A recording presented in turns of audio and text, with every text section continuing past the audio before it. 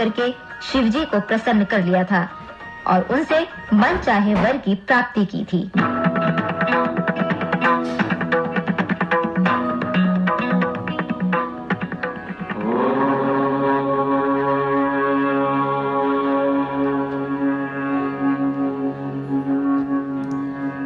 जटाटवे गलत जले प्रवाहपावितस्थले गले वलंब लंबितम भुजंग तुंग मौलिकम डमट डमट डमट डमट निनादवट डमरवयम चकार चंद्र तांडवम तनो तुनो नमः शिवम नमः शिवम नमः शिवम।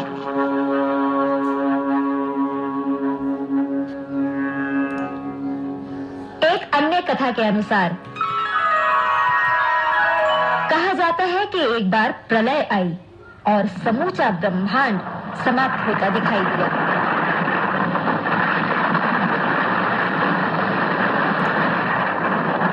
ऐसे में पार्वती ने अपने पति शिव की पूजा अर्चना की ताकि शिव इस ब्रह्मांड को बचा लें। उन्होंने प्रलय के इस लंबे दौर में हर जीव की रक्षा, यहाँ तक कि धूल के कणों तक को बचाने की प्रार्थना की। शिव ने प्रसन्न होकर आशीर्वाद दिया कि अगर कोई पार्वती की तरह सच्चे दिल से इस रात्रि में उनकी अर्चना करता है तो उसे इस एक रात्रि की प्रार्थना का वो ही फल मिलेगा जो पार्वती को उनकी लंबी तपस्या के लिए मिला। पार्वती जी की तपस्या सफल हुई, प्रलय टल गई और उन्होंने इस रात का नाम दिया महाशिवरात्रि।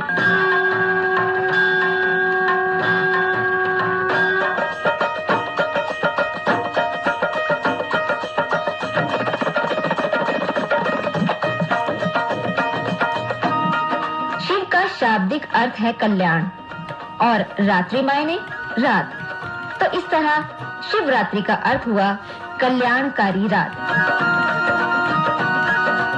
जब सृष्टि की रचना पूरी हुई तो पार्वती जी ने शिव से पूछा कि उन्हें सबसे ज्यादा क्या पसंद है। इस पर शिव जी ने कहा माघ महीने की 14वीं रात्रि उन्हें सबसे ज्यादा पसंद है, ये शिवरात्रि कहलाती है। पार्वती ने ये शब्द सब मित्रों के सामने दोहरा दिए कि भगवान शिव को माघ माह की 14वीं रात्रि सबसे ज्यादा पसंद है और उनसे ये शब्द सारी सृष्टि में फैल गए। महाशिवरात्रि का वर्णन भारतीय साहित्य के सबसे बड़े महाकाव्य महाभारत में भी मिलता है। 1 लाख श्लोकों वाले इस महाकाव्य में राजा चित्रभानु की कहानी के माध्यम से महाशिवरात्रि की महिमा का वर्णन किया गया है।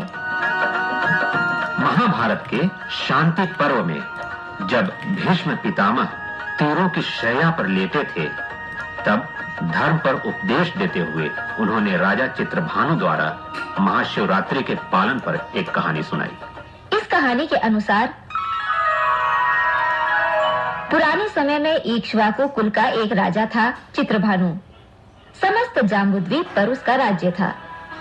एक बार महाशिवरात्रि के अवसर पर उसने अपनी पत्नी के साथ व्रत रखा।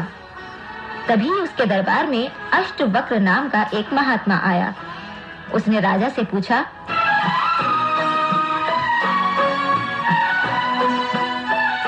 हे राजन, आज आपने उपवास क्यों रखा? राजा ने कहा, महात्मन, मेरे पिछले जन्म में मैं वाराणसी में एक शिकारी था। मेरा नाम सुस्वर था। एक दिन शिकार की तलाश में मुझे जंगल में ही रात हो गई। रात बिताने के लिए मैं बेल के एक पेड़ पर चढ़ गया। सारा दिन का भूखा प्यासा होने के कारण मुझे रात भर नींद नहीं आई। समय बिताने के लिए मैं पेड़ से बेल के पत्ते तोड़-तोड़ कर जमीन पर फेंकता रहा। जहां एक शिवलिंग था और जिसका मुझे पता भी नहीं था। अपनी बीवी बच्चों का ख्याल आने पर मेरी आंखें भर आई और मेरे आंसू भी अनजाने ही शिवलिंग पर गिरे। दिन निकला और मैं अपने घर गया और परिवार के साथ भोजन करने बैठा। अभी मैं अपना व्रत तोड़ने ही वाला था कि एक अजनबी ने मेरे दरवाजे पर आकर भोजन मांगा। मैंने पहले उसे भोजन कराया, फिर स्वयं भोजन किया। इस पर महात्मा ने फिर पूछा, फिर क्या हुआ? राजा ने इसका जवाब दिया, जब मैं मृत्युशैया पर था तो भगवान शिव के 2 दूत मेरी आत्मा को उनके निवास पर ले जाने आए और तब मैंने जाना कि जंगल की वो रात शिवरात्रि ही थी और अनजाने ही मैंने शिव की स्तुति की थी, जिसका मुझे ये फल मिला कि इस जन्म में मैं राजा चित्रभानु हूँ।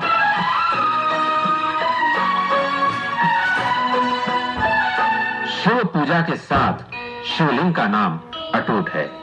इनमें ज्योतिर्लिंग की बहुत महत्ता है, जो गिनती में 12 हैं।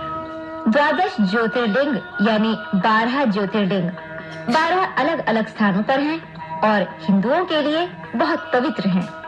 ये माना जाता है कि ये 12 ज्योतिर्लिंग स्वयंभू हैं।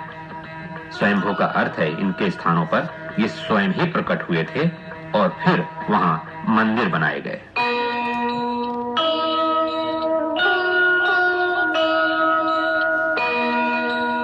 कहा जाता है कि इसी दिन शिवजी का एक प्रकाश पुंज यानी ज्योतिर्माया विष्णु जी और ब्रह्मा जी के सामने प्रकट हुआ था। कहानी कुछ यूं है। एक बार विष्णु जी और ब्रह्मा जी का अहम आपस में टकरा गया। बात इतनी बढ़ गई कि खुद को श्रेष्ठ सिद्ध करने के लिए दोनों ने युद्ध करने की ठानी। शिव जी ने यहाँ हस्तक्षेप करने का निर्णय लिया ताकि दोनों को ये एहसास दिलाया जा सके कि अवतार होने की शक्ति से बढ़कर भी जीवन में बहुत कुछ है। वह एक बहुत बड़े ऐसे अग्निस्तंभ के रूप में प्रकट हुए जिसका आरंभिक और अंतिम छोर दिखाई न देता था। ब्रह्मा और विष्णु दोनों ने इसकी जांच करने का फैसला लिया ताकि वो ये जान सकें कि ये अद्भुत चीज है क्या। विष्णु ने एक वराह का रूप धारण किया और इस अग्निस्तंभ का अंतिम छोर ढूंढने पाताल लोक की तरफ रवाना हुए, जबकि ब्रह्मा अपने राजहंस पर सवार होकर उसका उत्पत्ति स्थल ढूंढने आकाश में उड़ चले।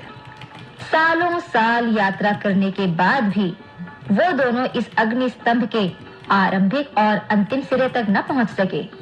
एक दिन ब्रह्मा जी ने एक पत्ता गिरता हुआ देखा और सोचा कि ये जरूर इस अग्निस्तंभ के शीर्ष से गिरा है और बस यही उसका उत्पत्ति स्थल है। इस तरह वो संतुष्ट होकर वापस लौट आए। यहाँ विष्णु जी ने मान लिया कि उन्हें अग्निस्तंभ का अंतिम छोर नहीं मिला है, जबकि ब्रह्मा जी ने झूठ बोला कि उन्होंने उसका उद्गम स्थल देखा है।